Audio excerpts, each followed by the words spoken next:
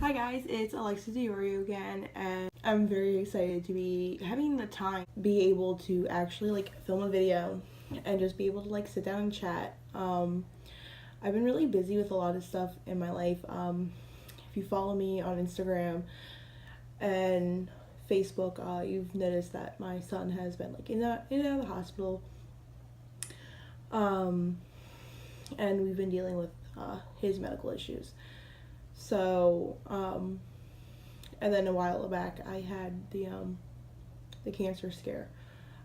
So with that, I've been kind of dealing with a lot of emotions, unpacking a lot of emotions, and really I went through this really big shift, which is why kind of my video schedule has been really, really rocky and back and forth, and I've been really trying to figure out what I'm doing with my life. After the cancer scare, I remember when I got home after, finding out, and I just kind of sat down and looked at my husband, and I was just like, what am I doing with my life? like, you know, it's very common when you're putting yourself out there to have some type of fear and resistant, and I had realized that for a really long time I was resisting changes, good changes, but resisting to changes. With my business and what I'm doing with my business and what my purpose is. And it's kind of what I want to talk about today is purpose and alignment. Um, and, I've always been the person to talk about these things, but it's really different when you have to walk it. And I have found understanding deeper the depth of what it means to really practice spiritual practices and really understand what it is and why it's so important to figure out what your purpose is and really align yourself to what you want. I found myself going through this trip, and it's been really hard to open up about this. I've tried to film other videos, and it just didn't work out because it really took a little bit to process a lot of feelings, and really just be able to say what's been going on inside my head, and admitting at one point that maybe I was wrong. And what I had found out is, being tested like that is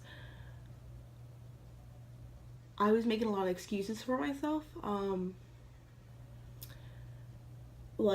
lot of the excuses of why I couldn't do certain things with my business and why I couldn't be a certain way is because my excuse was always, it's hard because I have my son all the time. I don't have a lot of help with my son. It's usually just me. Maybe once in a while his grandparents can take him, but my husband works long hours. I don't really have any type of childcare, and I was always finding that as an excuse. Or another excuse was my weight. I didn't want to film because I wasn't happy with how I looked, and if anybody saw how I looked, they would perceive me as, just it's unlearning a lot of the things that we've learned throughout society, which means, we have this perception that you need to be thin, beautiful, perfect skin, perfect hair all the time to be successful, and it's really not what being successful is about. The excuse that, I don't have great filming equipment, I don't have nice clothes, and thus I can't do certain things. Telling myself, you don't have anything really interesting to say, you don't have, this field is oversaturated. And what I found is it was just a lot of just excuses, a lot of things to just, because you aren't this way or because things are this way, you can't go and follow your dreams. You can't put yourself out there, which is completely false. And it was just, and I thought I was doing everything for the correct mindset, and it's these not taking accountability and not taking responsibility of my own actions. And when I went through this scare and I realized that I was doing a lot of things to block myself. I was basically being my own worst enemy, by putting limitations and restrictions on what I could do, what I couldn't do. You're depressed, so until you figure out how not to be depressed anymore, you can't do anything. And as someone who has been diagnosed with bipolar, I'm always going to be depressed. And some days it's going to be harder than other days with depression. Yes, but being depressed isn't, for me, shouldn't be an excuse. It shouldn't be when I'm happy and to do stuff. I shouldn't be, okay, well, eventually you're going to be depressed again, so you can't start this project. And, you know, and it's hard when you set limitations on yourself, and restrictions, and when your own mind becomes your own worst enemy. And there's a lot of rhetoric about it, and it's hard. It's really hard to unlearn these things. It's really hard to understand why we feel these things.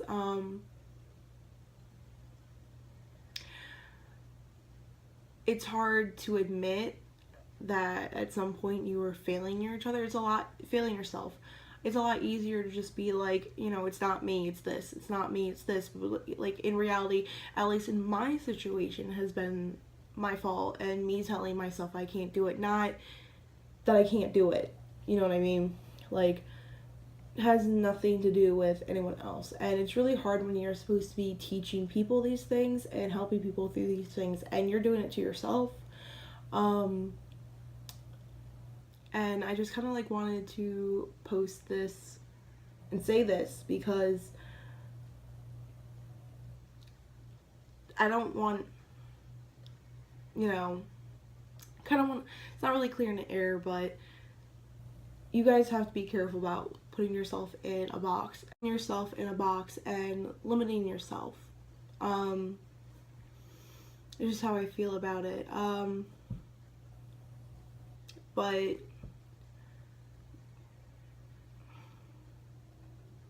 I just kind of like wanted to air that out, kind of be honest, kind of like give some food for thought. I've been there. I've made this mistake over and over and over. And the last couple months since this hardship, I've really made a huge effort to really free myself, and it's been great, learning from my mistakes, learning from that, and being able to kind of like talk about it. I was thinking about doing, and if anybody's interested in this, comment below, a 7-day online event, basically about figuring out what self-destructive, self-sabotaging behaviors we can release. So if you're interested in this event, comment below. If you like this video, or if you enjoy my rambling, please subscribe, and if you like this video, please put a thumbs up, and I hope everybody has a great day. Thank you so